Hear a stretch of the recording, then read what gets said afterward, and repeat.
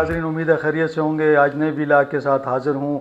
आज बात करेंगे कि तहरीक इंसाफ के अंदर सेनेट के इंतखाबात के हवाले से क्या इख्तलाफात हैं, क्यों लोग नाराज़ हैं, और तहरीक इंसाफ ने एक मरतबा फिर सरमायादारों को सेनेट का टिकट दे दिया है।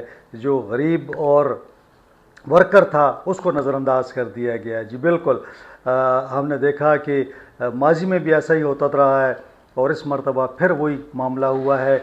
और मैं ख़ुसूसन ज़िक्र करूँगा इरफान सलीम का, बड़ा एक्टिव वर्कर था है, बल्कि खुर्रम ज़ीशान की बात भी कर लें और आयशा बानो की। ये गरीब लोग थे, इनको पार्टी से बिल्कुल नो लिफ्ट कर दी गई है। इनकी जगह जो मालदार लोग हैं वो किन को लाया जा रहा है और किन को सेनेट का टिकट दिया जा रहा है, और सेनेट में कौन कौन जीतने वाला है। मैं आज आपको पूरा खाका दे देता हूँ कि कौन कौन जीतेगा।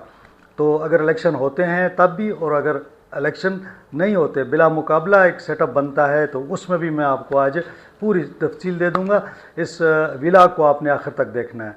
और साथ साथ वही रिक्वेस्ट कि चैनल को लाइक करें, सब्सक्राइब कर लें और दोस्तों के साथ शेयर करना ना भूलिएगा। बेल आइकॉन प्रेस कर लीजिए।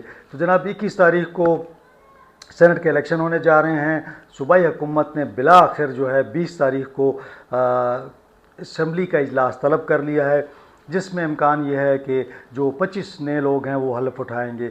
एक चीज़ है कि बाज़ ये बात भी की जा रही है कि हुकूमत और अपोजिशन के दरमियान अगर ताल्लुकात यहाँ कोई पैचअप ना हुआ सेनेट के इलेक्शन के हवाले से, तो उस दिन जो 20 तारीख को इजलास होगा उसमें कोरम की निशानदेही हो सकती है। अपोजिशन के पास तकरीबन कोई 27-28 लोग हैं, जबकि 38 का कोरम है। तो कोरम पूरा ना हुआ तो इजलास नहीं होगा। अब आपको मैं बताता हूँ जनाब कि तहरीक इंसाफ ने एक बार फिर जुल्म किया है। मैं समझता हूँ कि ये जुल्म पहली दफ़ा नहीं है, माजी में भी है। जिसके पास पैसे हों, जो अरबपति हो, खरबपति हो, उसको ये टिकट भी देते हैं, सेनेट में ले जाते हैं। गरीब बंदा उसको ये कभी अहमियत नहीं देते। इरफान सलीम जो है पेशावर डिवीज़न का सदर रहा, पेशावर सिटी का सदर रहा, यहाँ पे एडिशनल सेक्रेटरी रहा, यहाँ पे काफ़ी अहदों पे उसने काम किया। 2002 से मुसलसल वो यहाँ मेहनत कर रहा है। कोई भी जलसा जुलूस हो पेशावर में उसके बगैर मुमकिन नहीं होता। और इमरान खान साहब ने ख़ुद कहा था, ये किसी और की बात नहीं है, इमरान खान साहब ने ख़ुद कहा था कि इरफान को सेनेट का टिकट देना है। फिर वज़ीर आला साहब ने पेशावर में जब जलसा हुआ, उन्होंने भी यही कहा कि जी इरफान को हम सेनेट में ले जाएंगे। तो एक वर्कर को इस मरतबा फिर नज़रअंदाज किया गया।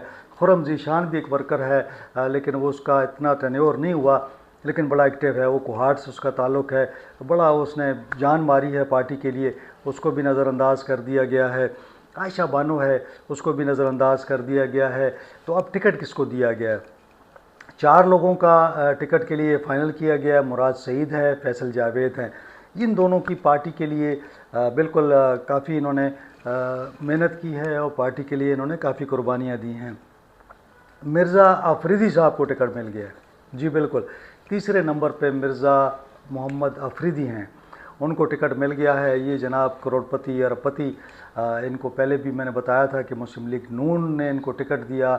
ये सेनेट में गए, वहाँ डिप्टी चेयरमैन बन गए, और डिप्टी चेयरमैन इस तरह बने कि इन्होंने सादिक संजरानी को वोट दिया, मुस्लिम लीग नून के हासिल बजिंजों को वोट नहीं दिया। तो इन्होंने अपनी पार्टी से हटकर दूसरों को वोट दिया और उसके बदले में इनको डिप्टी स्पीकर बनाया गया। फिर पीटीआई में चले गए, और जब पीटीआई पे बुरा वक्त आया तो इन्होंने पीटीआई को भी छोड़ दिया। उस तरह 9 मई की मजम्मत की और पूरी दुनिया घूमते रहे, और इन्होंने कोई किसी किस्म की स्ट्रगल नहीं की। साथ में अब पीर नूरुल हक कादरी साहब का नंबर आ गया। चौथे नंबर पे पीर नूरुल हक कादरी हैं। हमने कहा था कि अब हुकूमत 5 सीटें लेगी, लेकिन जो सेफ साइड पे उन्होंने अब 4 का ऐलान किया है कि जी 4 लोग हमारे उम्मीदवार हैं। तो इसका मतलब ये हो रहा है कि जो 3 सीटें बचेंगी 7 में से, वो अपोजिशन ले जाएगी। तो बहरहाल पहले पीटीआई का थोड़ा सा हम देख लें। तो जनाब अज़हर मशवानी को भी छोड़ दिया गया है, वो भी वर्कर था, उसको भी छोड़ के इन्होंने उसको कर दिया है। अब दूसरी जानिब आ जाते हैं जनाब टेक्नोक्रेट्स में। तो आज़म स्वाति साहब को इन्होंने टिकट दे दिया है, वो भी कोई गरीब आदमी नहीं है। साथ में रुबीना नाज को टिकट दिया गया है। रुबीना नाज के हवाले से मैंने पहले ही बताया था कि वो जो हमारे यहाँ पे परवेज़ खटक साहब हैं या उनकी रिलेटिव हैं, उनको भी दे दिया गया है। तो ये तहरीक इंसाफ की अगर मैं बात करूं तो मुराद सईद, फैसल जावेद, मिर्ज़ा अफरीदी, अनूप पीर, नूरुल हक कादरी, साथ में आज़म स्वाति, रुबीना नाज। तो ये 6 नशिस्तें जो हैं इस वक्त कंफर्म हो गई हैं जो कि मिलेंगी जनाब अली हुकूमत को। अब अपोजिशन की बचेंगी 5, हमने कहा था 4, लेकिन अब अपोजिशन 5 पे आ रही है। उनकी जानिब से जो नाम सामने आए हैं उसमें तो कोई दो राय नहीं है कि वो लोग अपने हिसाब से वो भी जीत जाएंगे। उसमें अताउल हक दरवेश हैं, JUI के हैं, इनको टिकट दिया गया था। दूसरा नियाज़ मोहम्मद हैं, तो नियाज़ मोहम्मद जो हैं मुस्लिम लीग नून से हैं, तो JUI को एक टिकट ये मिल जाएगा और एक मुस्लिम लीग नून को मिल जाएगा।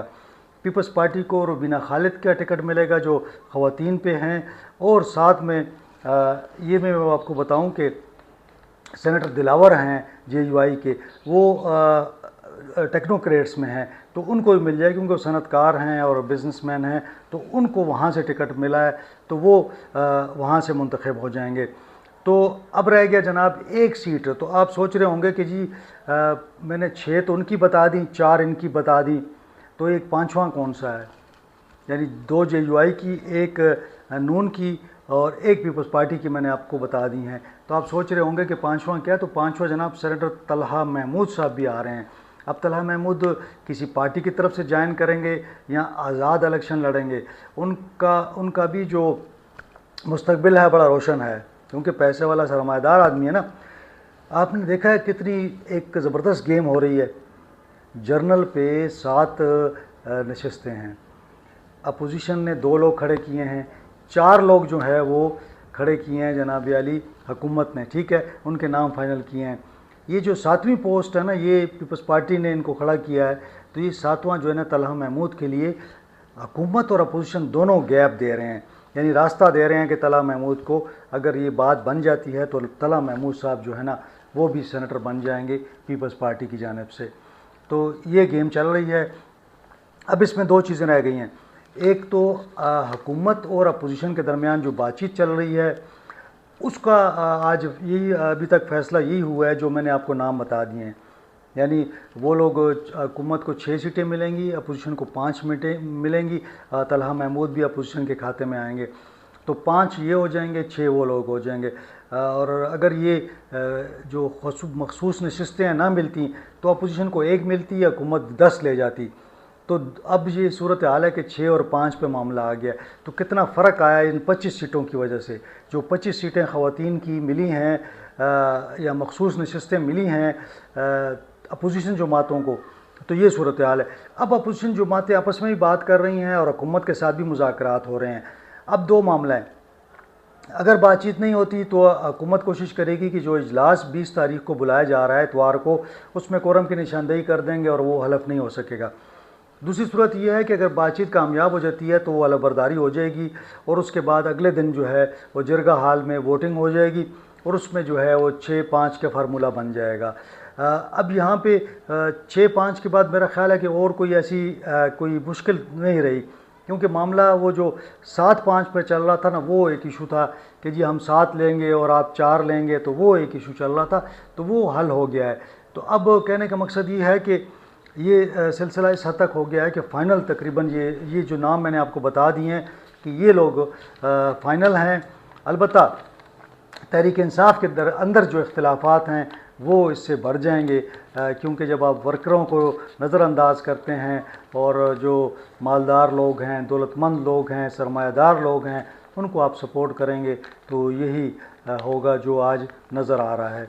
बहरहाल ये हम देखेंगे, चूँकि दिन भी थोड़े हैं, तो अलबत्ता ये है कि ये अगर बिला मुकाबला आ जाता है तो वो जो पैसों की रेल फेल और बाद में इल्ज़ामात होते हैं, पैसे तो ठीक है इसमें भी चल रहे हैं, पैसों के तो मामले चल रहे हैं, लेकिन वो जो एक होता है कि जनाब लोग बिक गए और लोग इधर चले गए, लोग उधर चले गए, तो वो मेरा ख्याल है इसमें नहीं होगा।